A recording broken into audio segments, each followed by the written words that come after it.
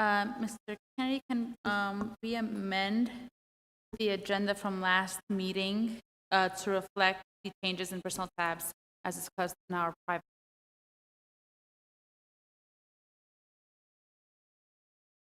You. Anything else from members? Mr. Kennedy, I'd like to untable the calendar.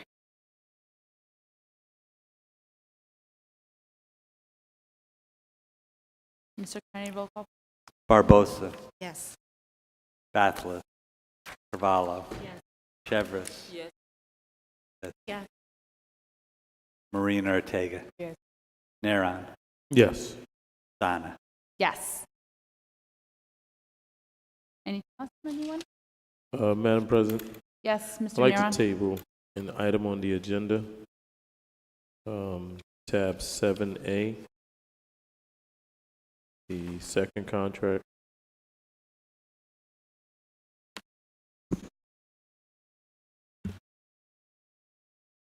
That's page 1. 7A. Page 1, second contract. No, just the second contract. The second contract. CV elect. Yes. I just have I don't know. No discussion? Okay. Was the second made already? I'm sorry. I'd like to make a motion to table it. Okay. Second. Okay. Barbosa, Bathlet, Carvalho, Chevres, Yes. Hernandez, Marina Ortega, Yes. Neron, Yes. Pestana. Yes. At this moment, can I have a motion to pass tonight's agenda from tabs 1 all the way through tab 10S? I move.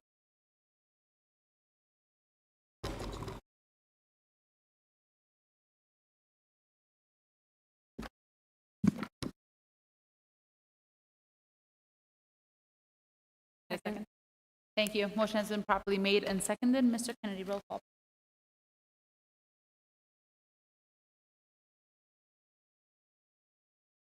Barbosa, Yes, with the exception of tab 7, page 9. Bathlet,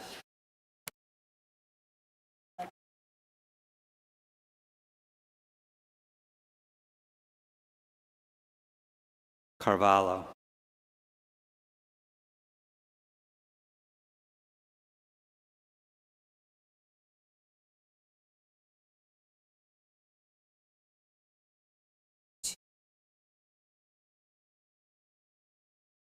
The 2A, page 98, 36, 21, 20, 40, 58, 58, and 16.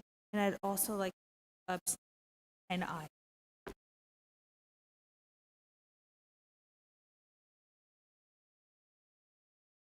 what was the last then?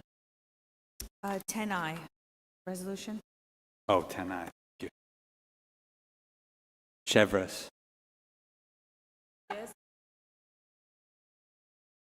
2A, 17, 70, 49, 5, 85, also at 4B, number at 5, donation to school number 1.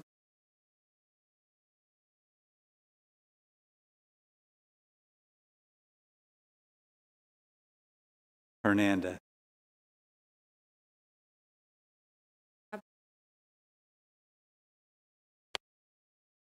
Marina Ortega, Yes. Neron,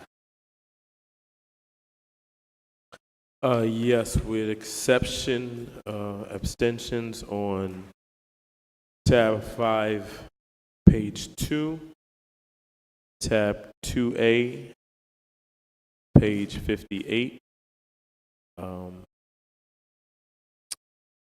Tab 2A, page 58 again. Tab 2A, page 21. Tab 2A, page 16. Tab 2A, page 91. Tab 2A, page 20. And Tab 2A, page 79. And Pastana. Yes, with abstention of tab 5, page 6, and tab 4B, number 3.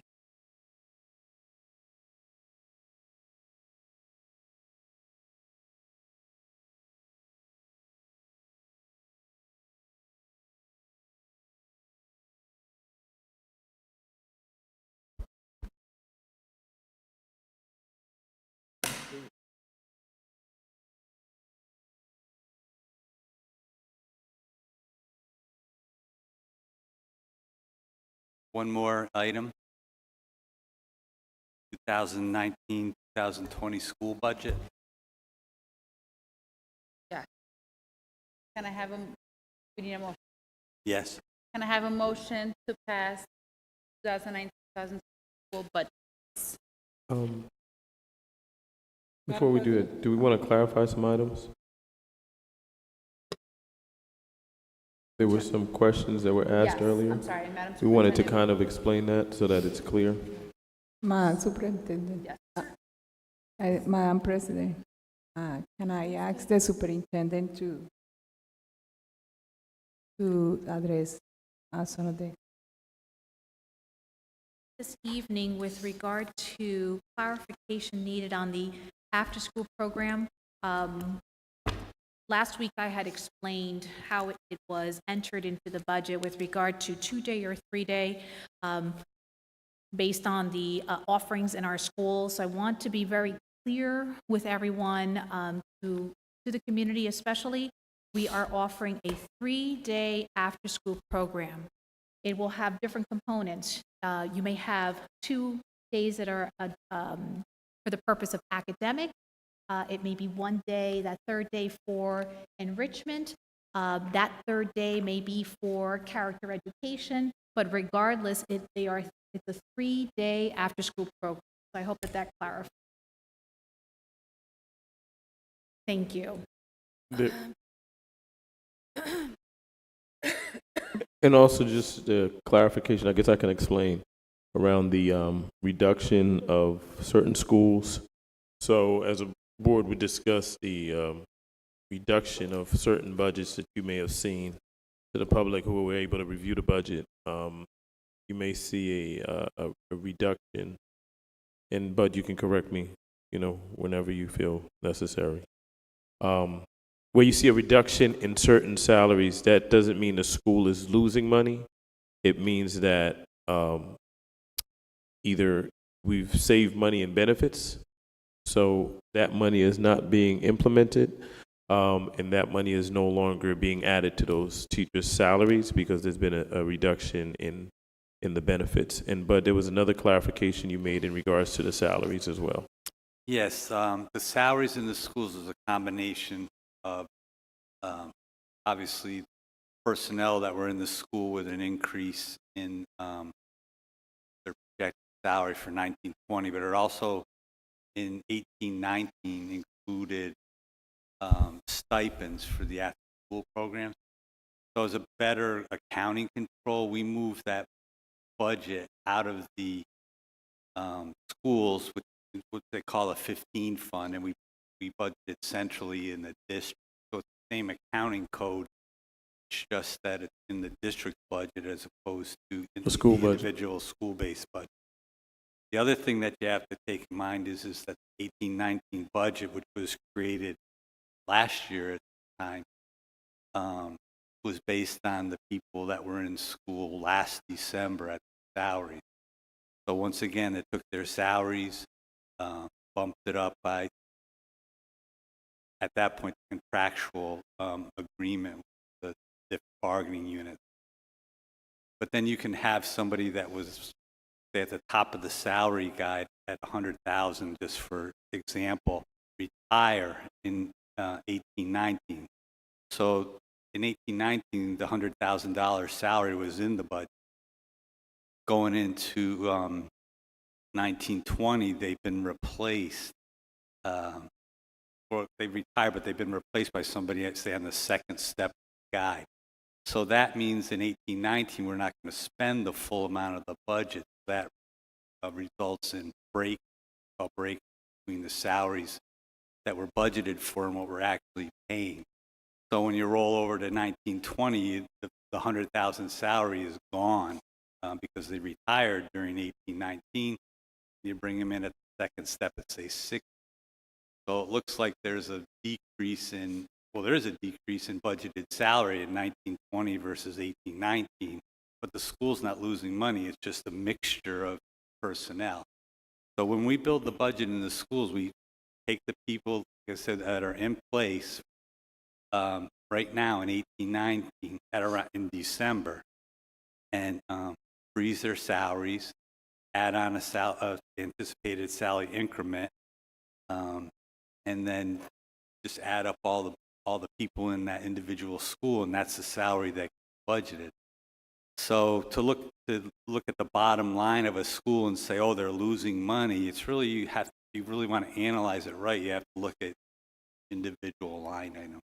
But I know one of the things what we anticipated was a significant increase or decrease in our benefit number because hired consultants to go out and do our bargaining for us, and they get better rates. So you wouldn't budget the benefit at the same rate budget in 1819. You would budget it at amounts that were anticipated in 1920. So kind of a fluid thing based on what you actually have in 1819, and there's breakage. I don't want to get too technical, but there's a Thank lot you for of that explanation. I think we got the general picture, and so it doesn't mean that the school lost an operating budget to do programming. It's reflective more on salaries and benefits. And you can It's see, in breakage. you can see that when you're reading in the paper about a lot of other schools with massive layoffs. That's not happening here in Elizabeth.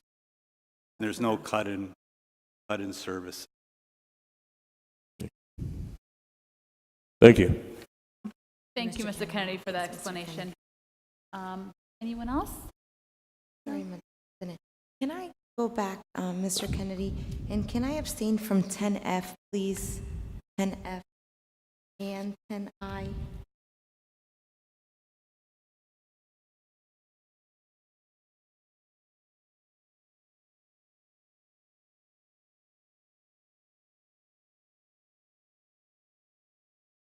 So are we ready to vote on the budget? I think we are. Can I have a motion? I make and a motion. Second to pass 2019-2020 school budget. Make a motion to approve the 2019-2020 budget for the Elizabeth School District. Second. Motion has been properly made and seconded. Mr. Kennedy, roll call. Barbosa, Yes. Bathless, Carvalho, Chevres, Yes. Hernandez, Yes. Marina Ortega, Yes. Neron, Yes. Astana. Yes. Budget passes.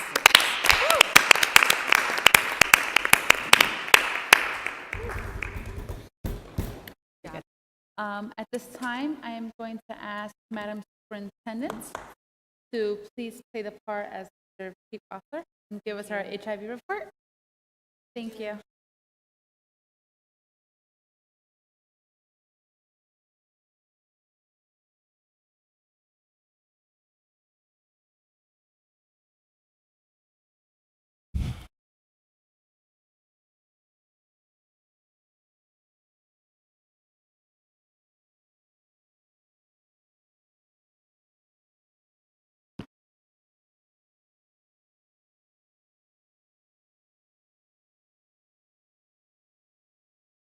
Thank you, Madam President.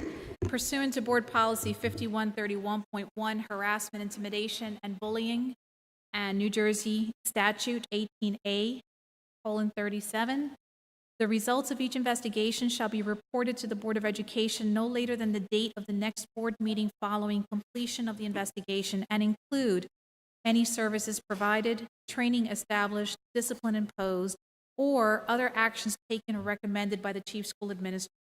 Since our last Board of Education meeting on April 8th, 2019, and through May 7th, 2019, our district school counselors and social workers have conducted 56 HIB investigations. Of those investigations, 18 were found to meet criteria for HIB as per New Jersey state law. There were 26 males, 33 females, 43 regular education students, and 16 special education students that were alleged victims. There were 55 males, 30 females, 70 regular education students, and 15 special education students that were alleged perpetrators. Of the services provided and actions taken for the 56 cases, there were 18 skill development lessons and interventions, 52 counseling sessions, 2 behavioral interventions, 9 referrals for outpatient treatment, 3 changes of class or school, 16 in-school detentions, 14 out-of-school suspensions, 9 administrative counseling sessions, 29 parent conferences, 4 referrals to outside agencies, and 12 cases that are continuing to be monitored. Of the 18 cases founded for HIB, 1 was based on the characteristic of color, 1 was based on religion, 4 were based on sexual orientation, 2 were on the basis of gender, 2 were founded on the basis of a mental, physical, or sensory disability, and 13 cases founded based on other identifying characteristics.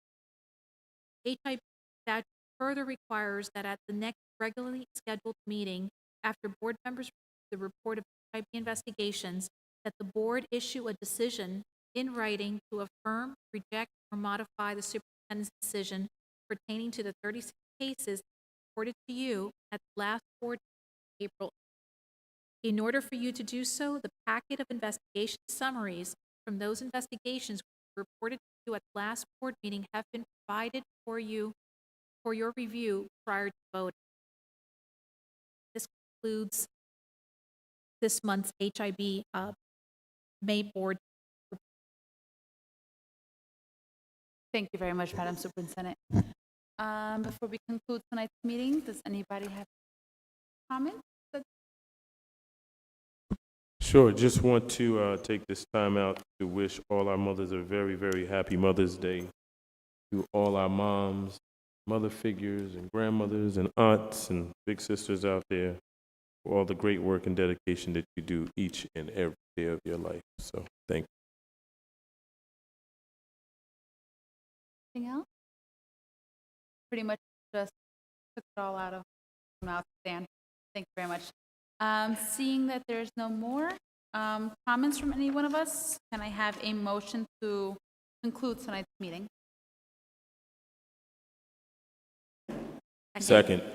Motion has been properly moved and seconded. Mr. Kennedy, one last time for today. Barbosa. Yes. Bathless. Carvalho. Yes. Chevres. Yes. Hernandez. Yes. Marina Ortega. Yes. Neron. Yes. Pestana. Yes. Thank you, everyone. Have a wonderful night.